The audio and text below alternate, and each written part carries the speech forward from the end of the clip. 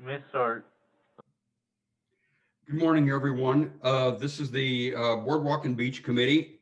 We're having a virtual regular meeting. It's January 25th, and it is just now coming up on 11 a.m. And I'd like to call this meeting to order. The first thing we're going to do is have a roll call, and I'm going to call the roll. Brian Hancock, are you here? I don't see Brian, and I haven't heard anything. Does anybody, is he going to be delayed, or does anybody have any more information? Frank Cole? Here. Jimmy Hardy? Here. Steve Curson? Here. Patricia Davis? Here. Honey Fisher? Here. Craig Tier? Here. And I am Jay Legree, the chairman. Libby Stiff has had to resign from the committee. She has some external circumstances that prevent her from going on. And I really miss her, and I hate to see her have to resign. And I hope that maybe something can be resolved, and someday she can come back. But right now, we'll be looking for another member for our Boardwalk and Beach Committee, and I'll be going through the applications. And but I also want to hear from you, who you might have folks who would be interested in, who you'd like to see on the committee. The first thing I'd like to do is have you all had a chance to review the minutes of November 30th? And if so, could I hear a motion to accept those minutes? Motion. I move to accept the minutes. Second, I think I heard a second. Second. Okay, they've been moved, seconded, and let's vote on that. All in favor of accepting the 30 November minutes, please respond by saying aye. Aye. Any opposed? I'm going to go to the first item of correspondence. Actually, it's not an item of correspondence, but it's a telephone call I received from a citizen whose name is Mary Morrison, and she is a member of the Delaware Commission on Italian Heritage. And those are the folks who put up the Verrazano monument that we have at the end of Olive Street. And her question was if there would be a possibility of some way we could have a system of landscaping or maintaining that area, and primarily because the beach grass grows so high in the summertime that sometimes it's hard to even know what's back there. I mean, I'm exaggerating, but she had been talking to some of the folks at VIA who lead tours, and they kind of agreed with her. And I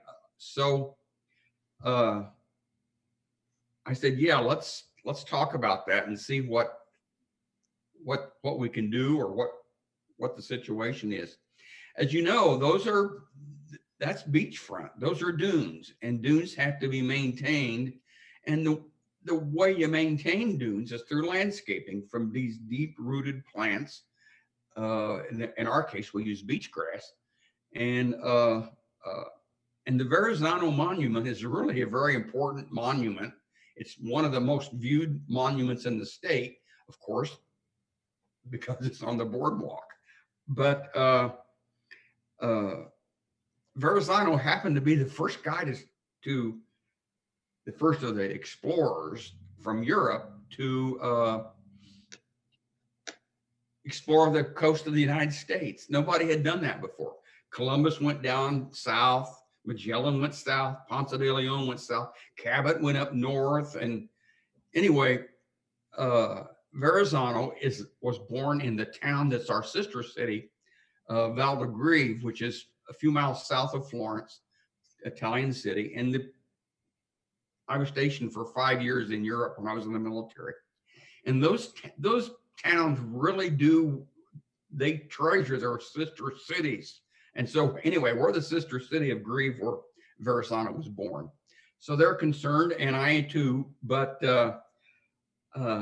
she asked if she could speak at our meeting in February, and I said, yes, you may. In the meantime, we'll take a look and see what we got and see what the situation is and see what the city can do. Or I did talk to Cindy Lovett, who works with Rehoboth and Bloom, and she said there is a dune horticulturist who's going to do some beachfront dune plantings and landscaping down here on the south end, and just to see how it works. And there may be an answer there somewhere, but we got to maintain those dunes. We have to maintain the dunes no matter what. So, yes. Jay, a quick question. I mean, that monument has been there for decades. So who's been taking care of it all this time? I think, number one, I think it's been kind of taking care of itself for a little bit. I think the Delaware Commission on Italian Heritage, Mary Teresa Morrison, who probably has been taking care of it. It sounded like that.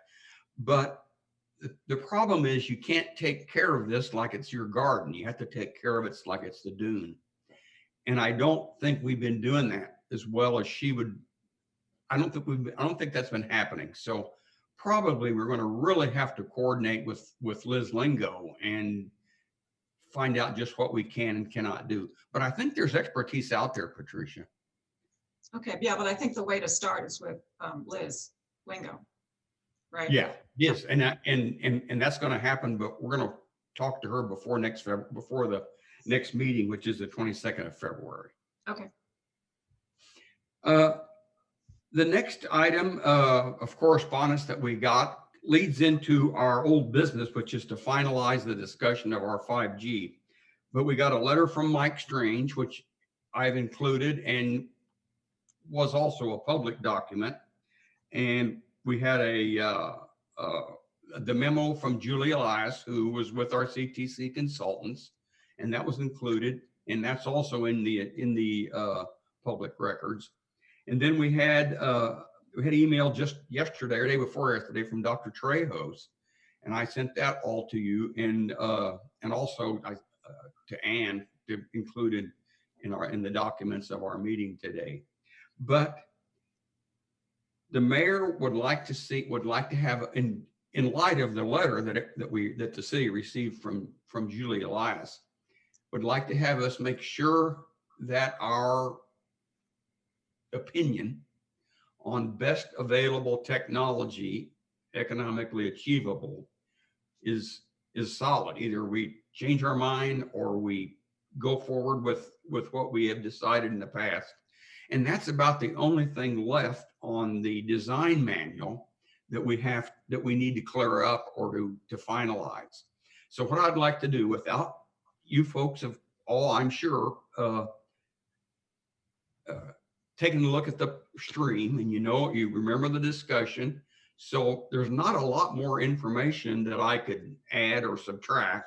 And I'd like to hear what you think, and let's have a final consensus on this and get it out of the way and go on to our next topic. Who wants to start? Or I could ask one by one. What would you like to do? Let me ask Jimmy, what is your opinion? You think we should? You've read Julie's memo, and you've read Mike and the two Michaels' letters, and had the opportunity to think it over. Tell me what you think.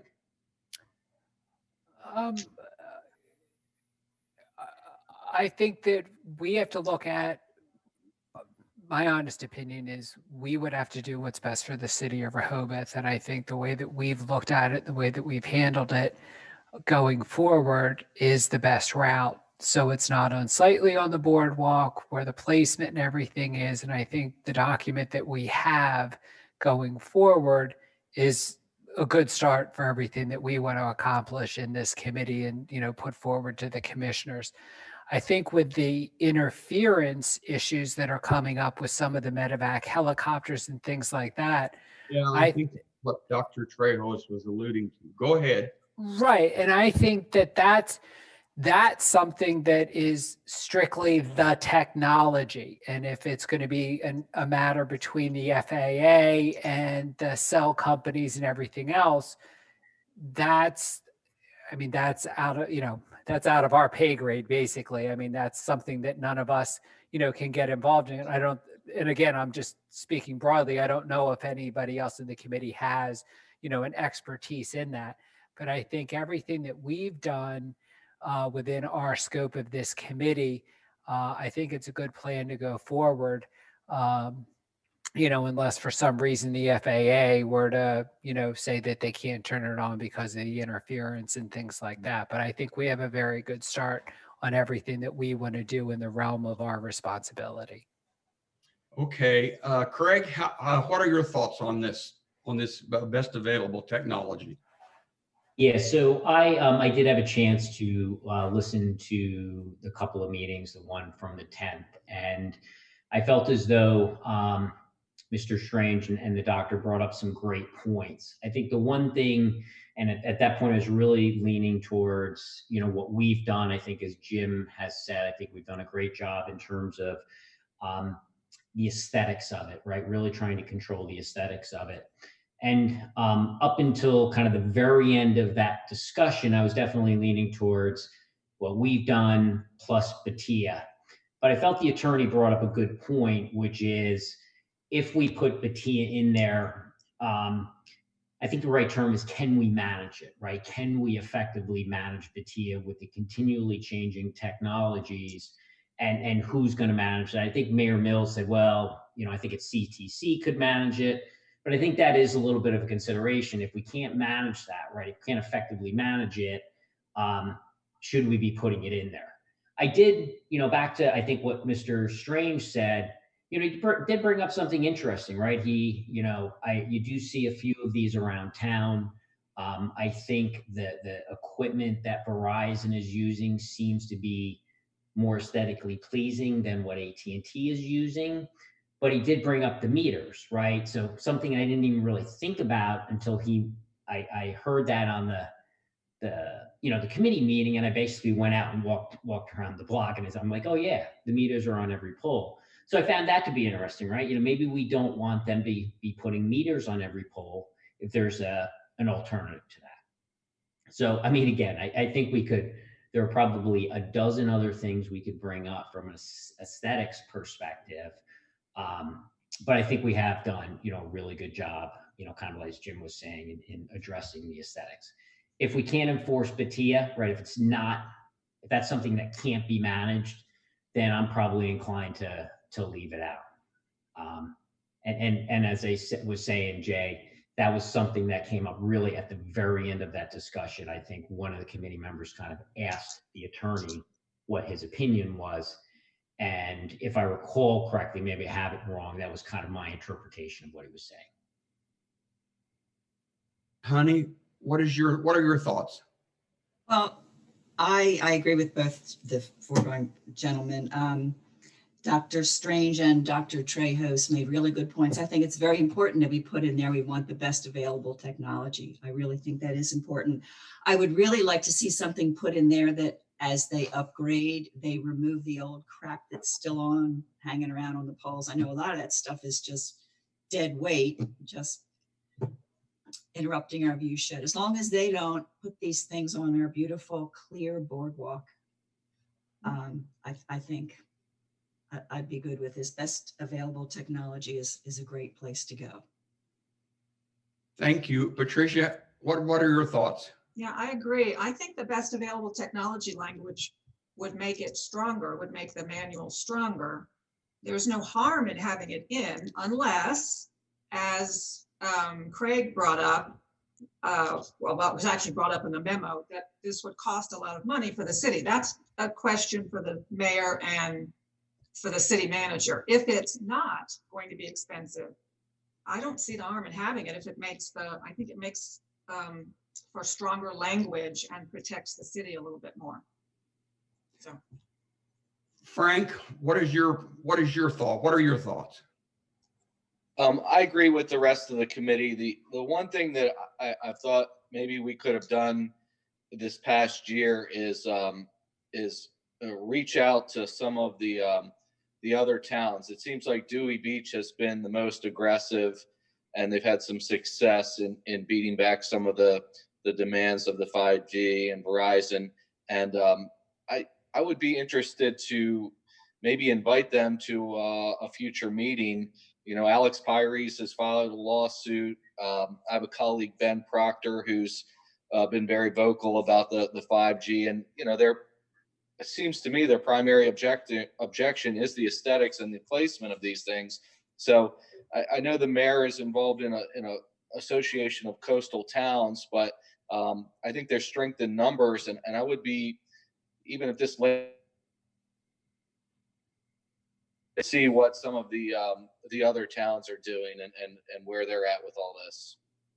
Okay. So I'm thinking you are saying that you're probably think it's okay, but let's see what the other towns are, or if any of the other towns are putting it in their design manual, or. Yes, I mean, I think some of the other towns are in the process or have drafted ordinances, and I'm not sure why there hasn't been more coordination between ourselves and say Dewey Beach or Lewis, which seem to have, you know, similar interests in keeping this thing in check. I hear you. Steve, what are your thoughts? Well, I'd have to agree with most people. I think the best available technology is something we should have in there. I don't necessarily see the harm in having it in there when it prevents some stuff we don't want to have. I do have a question though. I'm not clear. At the bottom of a lot of these telephone poles, I see these big black boxes with wires coming out of them sitting on the ground. Now, is that part of the 5G, or is that something the telephone companies are putting up on their own? Just for go ahead. Yeah. You know what I'm talking about? Have you seen those? Yeah. I'm almost positive those are Verizon 5G backhaul. I don't. Mike is having therapy today, so he's not here, and Dr. Trejos is not online. He's seeing patients, but I think those are 5G backhaul equipment that's going to be put up as soon as they turn the switch, and that's going to go up on those poles. Okay, so at least it won't be sitting back on the ground. Because now, I think waiting to be strung up. Okay. I may be wrong. I'll find out and send everybody an email. Okay. But I'm pretty sure that's what those are. Yeah, they're pretty ugly looking right now. Well, you got that. Where are those boxes? I haven't stumbled across. There are various telephone poles throughout the city. They're kind of sitting on the ground. They're probably 2 feet by 12 inches, squarish, rectangle. And they have a bunch of wires coming out of them. And there's a lot of FiOS stuff but that's up in the poles. I'm sure it is. I'm sure it's fiber optics, but I'm almost positive it's not going to be for telephone communication. I'm almost positive it's going to be taking their 5G signal back to some main server, wherever that is. So, and I'll find that out. But yeah, those little boxes. There's also some little square boxes about the size of a loaf of bread that's strung in there in the middle too. And I'm interested to see but you'll see it all wrapped up in a circle at the base of these poles, right, at various parts around town. Who have I missed with their opinion? Brian's on now. Oh, Brian. I think he's on his phone. Can you hear me, Brian? Brian's muted. Yeah, I see him, and I don't know how to get him unmuted. I don't think I can do it. No, I can't do it. He has to unmute from his computer. Brian, I can see Brian now. On your screen, maybe, Brian. Yep. Yeah, you're okay. Hear me now? Yeah. You can hear me? Yes. I have had so many computer issues this morning. It's unbelievable. So I'm on phone, I'm on 2 or 3 different computers. Jay, I never heard the beginning of the meeting, sorry. I don't know what the question is, so I'm going to withhold any kind of comment. The question is, if you've had can you hear me now? Make a Yes. sign. Okay. Question is, if you've had a chance to go through the material, which I'm sure you have, and do you have any more thoughts about inserting best available technology economically achievable into the design manual? And I am totally for that, and I understand your feedback on that, to the effect that if we have, or if the city decides to go ahead with that, who do we have that is capable of maintaining that standard? Does our consultant, would our consultant stay on top of that? Because as laymen, we don't know what the best available technology is. So whatever Verizon, AT&T, or T-Mobile flew past us, you know, who's to say? well, if you recall, I asked that question of the city manager and of the mayor, and she answered that they were going to have CTC on retainer. So CTC is going to be with us, it sounds like. And I'm glad of that answer. I'm glad that they're doing that, because it takes a big load off of the city manager's office. But CTC would rather we didn't have that. They didn't think we needed that clause in our and you heard what the thoughts were from the commissioners. So yes, CTC is going to be with us, I believe, and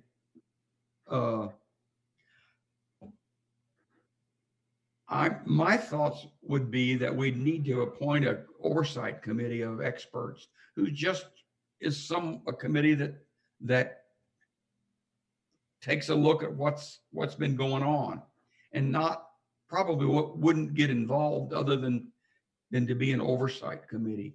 But so far, the mayor, we haven't done that. Could we do it down the road? Very well. On the other hand, we could add BATEA down the road. So it's kind of a toss-up. And yeah. So from my understanding, nobody at CTC is qualified to make the decision on the standard. I'm not qualified to make that evaluation. I just don't know. They have a lot of very well qualified people.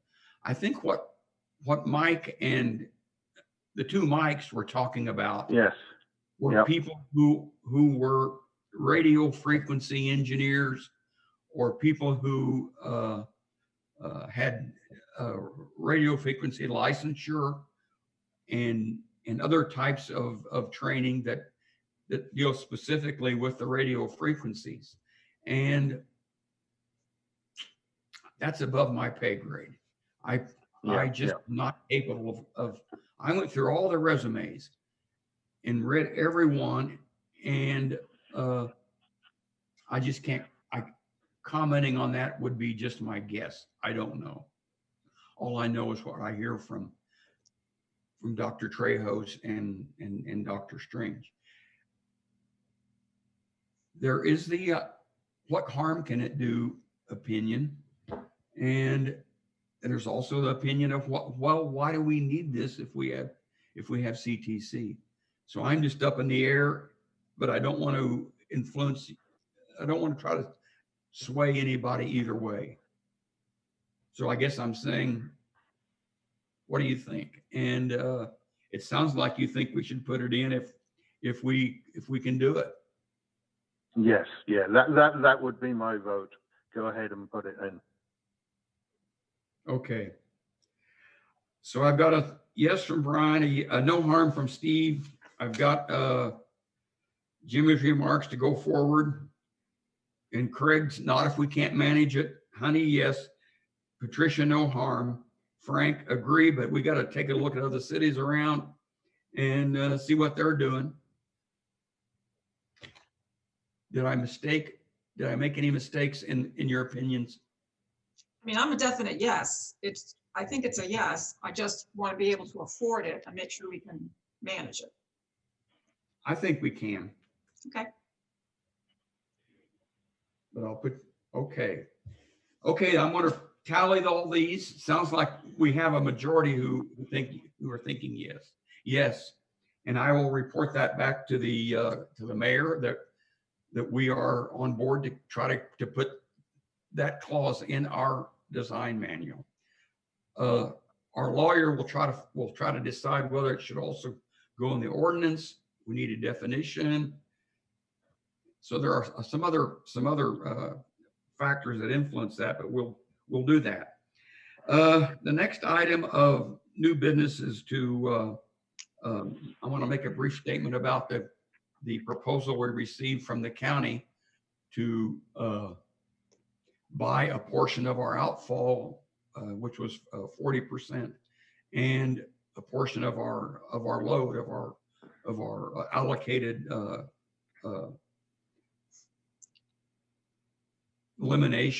pollutant elimination load, which is 425 pounds a day. And they didn't want to lease it, they wanted to buy it. Our Board of Commissioners didn't want to sell it, they wanted to lease it. So we were at an impasse, and the county decided that we would, I think they either wrote a letter or sent an email to the mayor saying that they thanked us for all of our efforts, but they were going to stand aside and not pursue this right now. So as far as I know, the proposal to buy 40% of our outfall is not going forward.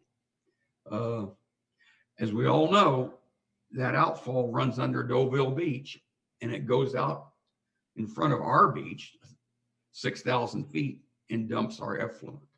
So it's really, really clean right now, and it looks like it's going to stay really, really clean for the foreseeable future.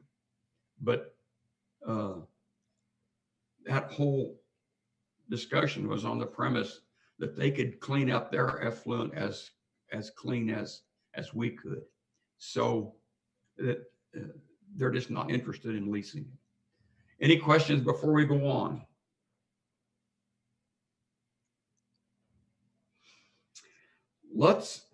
Since there are are there any, number 8 is committee member comments. Before we start talking about projects down the road, future items, does anybody have any comments about anything that you'd like to put in right now before we go ahead and start talking about future agenda items? Okay. Steve wrote me a note and said, maybe we can have some talking about the beach. He said, we really don't talk about the beach that much. And I've mentioned this before, and it's true. We don't. And I had a talk with the mayor, and there are some things that need to be discussed. For one thing, and this related primarily to commercialization. I had a discussion about commercialization on the boardwalk with the mayor, but he brought up the fact that we didn't really know if we prohibited advertisements on the beach shacks that you see scattered around. I think we do, but I'm not sure it's really described in the ordinance. And it'd be kind of nice to go through that beach ordinance and to see if there are issues that you'd like that we need to talk about. And maybe we do need to strengthen that ordinance about. I don't know what they're perceived. I don't know whether we can discuss those boats that go by out off the beach advertising one thing or another. I'm not sure that's part of our domain. It would be nice to understand if it is or if it isn't. the planes flies by pulling a little big drag that says your favorite vodka or whatever it is. And do we have any influence over that? I mean, that's commercialization at the ultimate. So, and okay, those are things. Steve, do you have other? I know we talked about these folks who set up these, and we talked about it here, these folks who set up these elaborate displays and on the beach, the folks that bring chairs out and block the beach, not block the beach, but put the chairs out in front of their hotel. And I guess that's okay. Is it not okay? Something else we've got, it seems every year, it's like climate change. It gets a little warmer every year. Well, I think we get a few more people on the beach every year. And that's something that we need to deal with. At this point, is there anybody who has a comment about go, Steve? Well, something that has come up recently in several conversations I've had with people is the notion of beach tags. I know we don't have it now, and I don't think anybody in Delaware has it, but certainly along the Jersey Shore, most towns do have them. You talk about a way of kind of keeping control of the number of people that are on the beach and helping those and letting those people help pay for our beach maintenance that they don't really contribute to at all. So I'll throw that in the mix of things we want to talk about. Yeah, probably not. Probably the logistics is tremendous of that kind of a system. And probably maybe sometime in the future, we'll get to the point where we do want to talk about it. And when that time comes, we can talk about it. But yeah, people talk about it behind the chamber talked about it. But what I'd like to do is kind of hold off till we really need it, do a lot of research, and maybe bring it back up again. So rather than pile into that right now, let's hang in and gather information for a while. But I hear where you're coming from. Okay, the other thing, when you talk about signage, I was observing or watching another meeting, and they were talking about advertising on the mats that lead to the beach. Yeah. I've never seen that, but somebody said there are other companies advertising. No. Is that allowed? I thought that was a little odd, but I haven't seen it. Does anybody else? Well, somebody had suggested that last time, and I believe we had a discussion about that. Maybe it was even before Jay got involved here. And we don't want to see the starboard advertising on our beach crossovers, and we just kind of voted it down. I don't remember anybody ever approaching us after that. Sure wouldn't want it. At least no, I sure wouldn't want it. I wouldn't mind if we had a discussion of maybe perhaps how many beach umbrellas you can put in a row. Like, you're sitting there and you're 50 yards back from the beach or 50 feet back from the beach, and somebody comes in and they set up a whole row of 20 umbrellas. And I have seen that tip to tip to tip, and you have to walk all the way around them to get to the beach.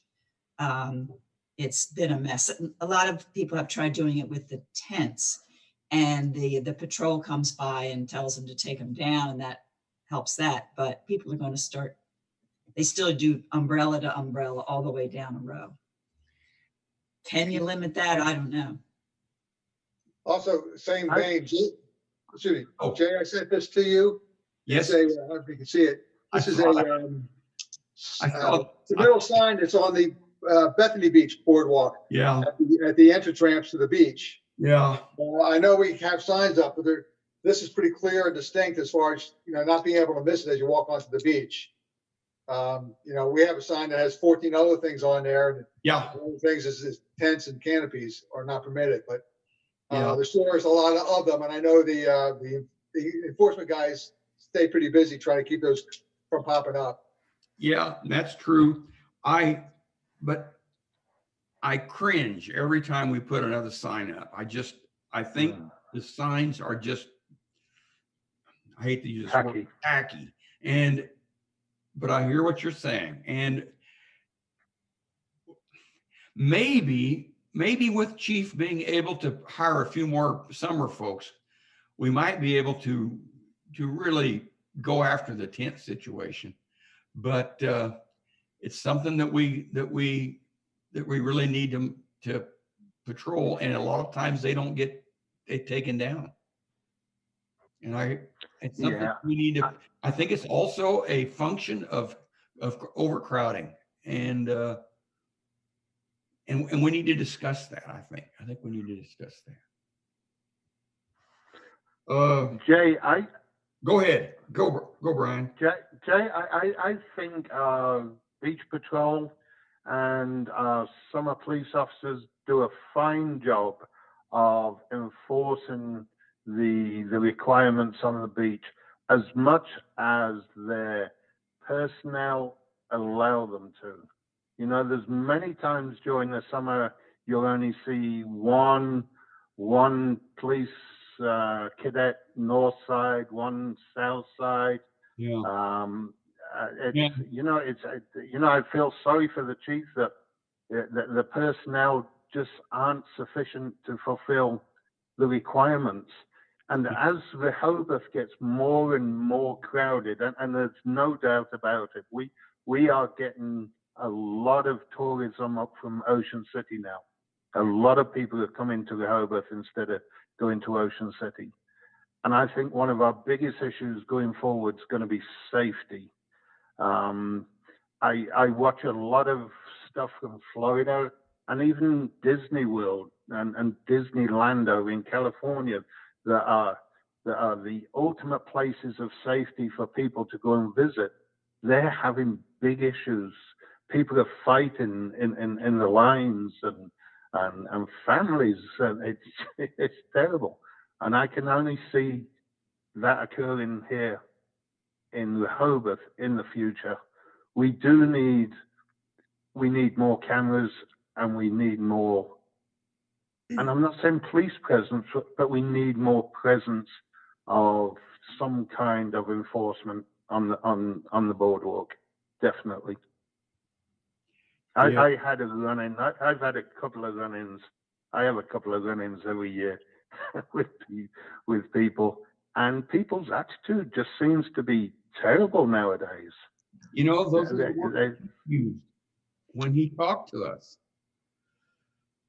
Yeah, you know, to piggyback on what Brian was talking about, safety. I know we talked about it maybe 6 meetings ago, but we just briefly discussed bike safety and having dogs on the boardwalk. And I think we want to put that on our list, because I think Chief Banks has, in the last 2 meetings he's been on, talked about the congestion and how, you know, we need to either think about modifying the hours for bikes or banning, God forbid, banning bikes on the boardwalk. It's just I've had several run-ins near accidents with my own family walking on the boardwalk on bikes. Yeah. So something we need to add to the list. Frank, you're in the bike business. Tell me what your thoughts are. I think I just scared Frank off. He left. You can't scare Frank. I promise you that. Well, I don't know. He left. He's out of camera view. Frank, you're muted. Are you out of? Is he out? I can't see him. He walked away from his camera just a second ago. He's back. Frank's back. I hope I didn't offend you, Frank. I'm sorry. I was just giving my opinion. Nature's call. Don't take it personal. Okay. We're talking about bikes on the boardwalk. Give us this is your bread and butter. Give us some thoughts. What would happen if we change the bike hours? You're muted, Frank. Can't hear you. Here's a couple of things to consider. You know, the past at least 2021 was a banner year, if you ask most people, and we saw it on the crowds on the boardwalk, the crowds on Rehoboth Avenue. there is no guarantee that 2022 and 2023 are going to be as robust. We may not see as many visitors this coming year as we have in years past. Now, the trend has been more and more visitors. I don't know if we've quantified that or if the chamber has statistics, but there are no guarantees that next year will be a banner year for tourism in Rehoboth Beach.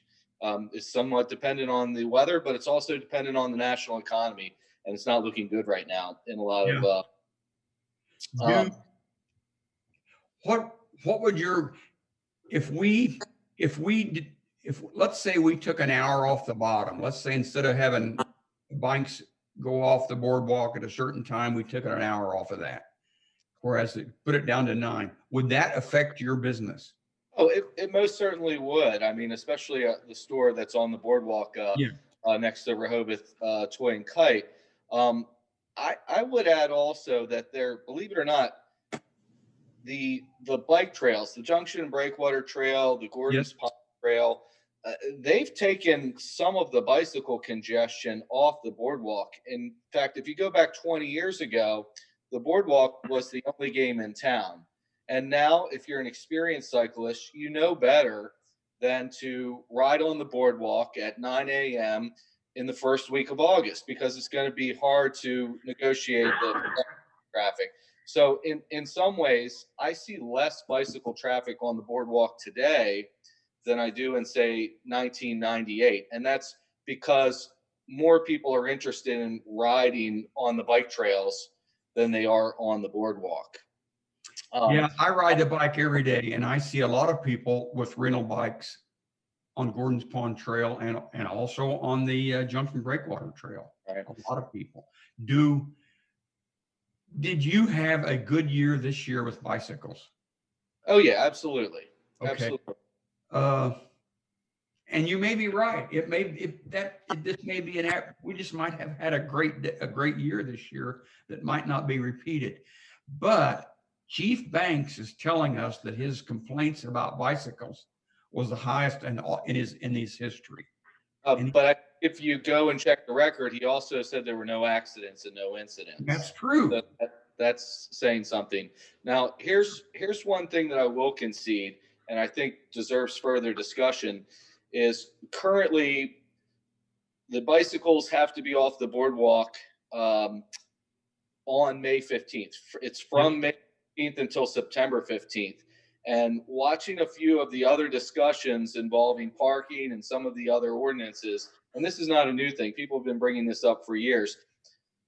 Would it not be better to bring all of the ordinances into a consistent date? And the date that used to be brought up was, from May 1st until October 31st, or from May 1st until November 1st.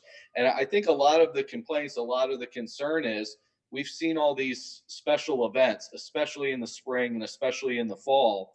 And on any given weekend at the end of September or the beginning of May, there's a lot of competition between user groups on the boardwalk. So my own personal feeling is that the ordinance should be modified so that all bikes must be off the boardwalk as of May 1st instead of May 15th.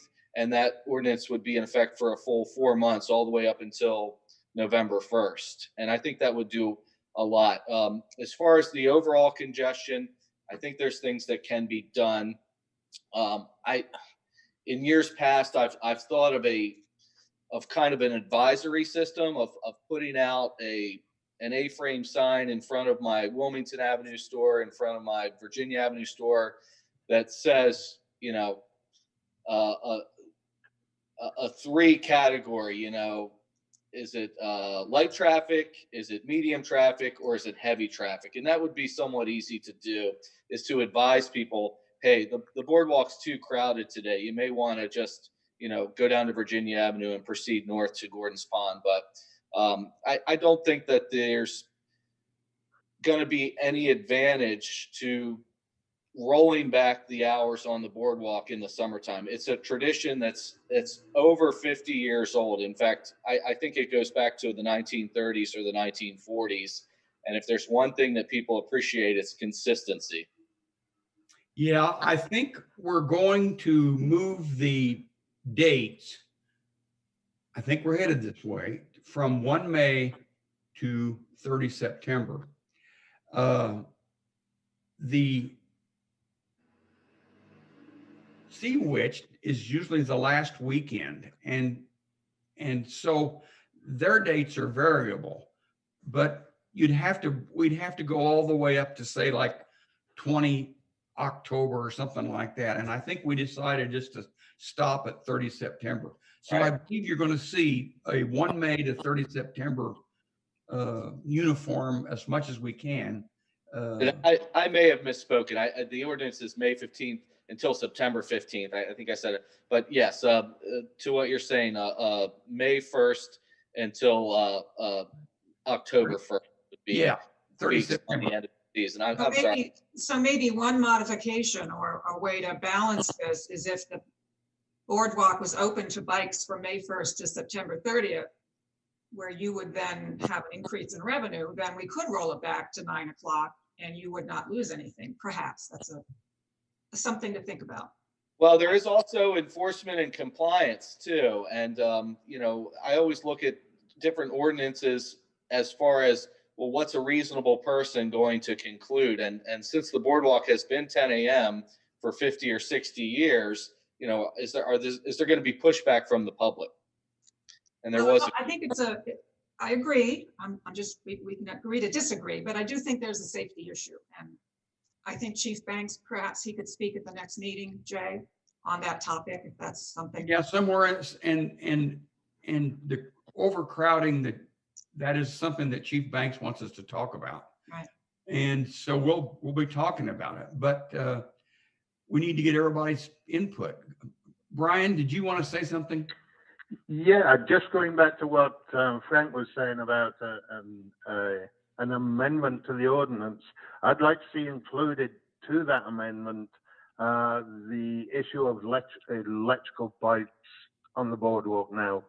These electrical bikes are plentiful in the summer.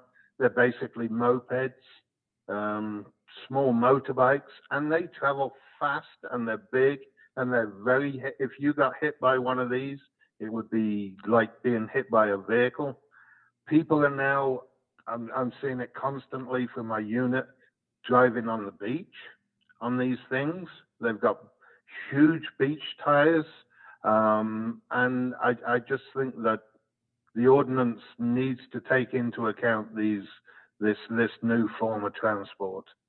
It's not a bicycle per se in its definition, I don't think. Frank? And I think that the motorized skateboards can come under that as well. They're not supposed to be on the boardwalk anyway, but I see them skateboards and motorized skateboards on the boardwalk. We have, yeah, the one-wheelers. we've talked about that already in allowing motorized vehicles on our sidewalks and around the parks. But Frank, do you rent out electric bikes?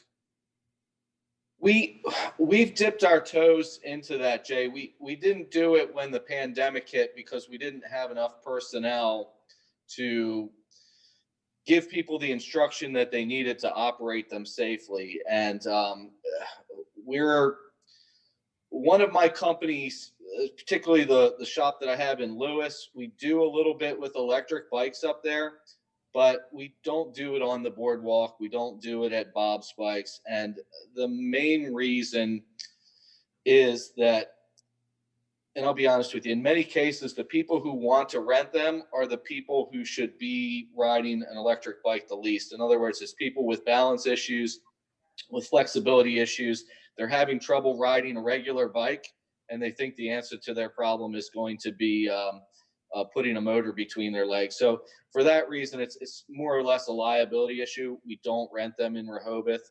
And the secondary reason is, aside from the people who are, likely to hurt themselves, then you have the thought of people who are going to be operating them irresponsibly. And for that reason, we do it only on a very limited basis. Thanks, Frank. And I I have trouble with them on the Gordon Pond Trail and also on the Junction Breakwater Trail. And it's precisely what you're saying. People shouldn't be riding them, and the ones who are riding them should be doing something else. It's Yeah. just not suitable. Well, there are different classes of electric bikes. Some of them are fairly safe. The bikes with an electric assist will only go a maximum speed of 20 miles an hour. And then there's other electric bikes that will go 28 miles an hour. There's other electric bikes where there is no electric assist. It's a throttle, and for all practical purposes, it's an electric moped. Mm-hmm. Okay. One last thing that I wanted to talk about was that for us to get organized is to categorize events on the boardwalk. The mayor and I talked about this. When should we be having events on the boardwalk? What should we cut everything off during the 10 weeks of summer? Should we ask them to move to the shoulder season? Should we not allow some of this stuff? And we need to talk about that going forward. There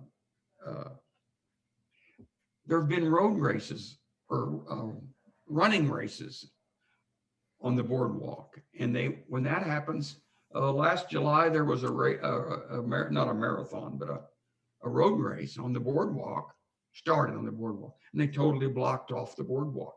You couldn't get through. They were registering them in front of the lifeguard shack. People couldn't get through. They couldn't pass. And I talked to the gentleman who was running it. He said, we've been doing this for 30 years or something like that. And I guess my thought was, it hasn't been crowded like this until now. 30 years ago, you could do it. People could get by, no problem. But I stood there and talked to some people, and it was all blocked off. People couldn't pass on the boardwalk. So we need to talk about that. And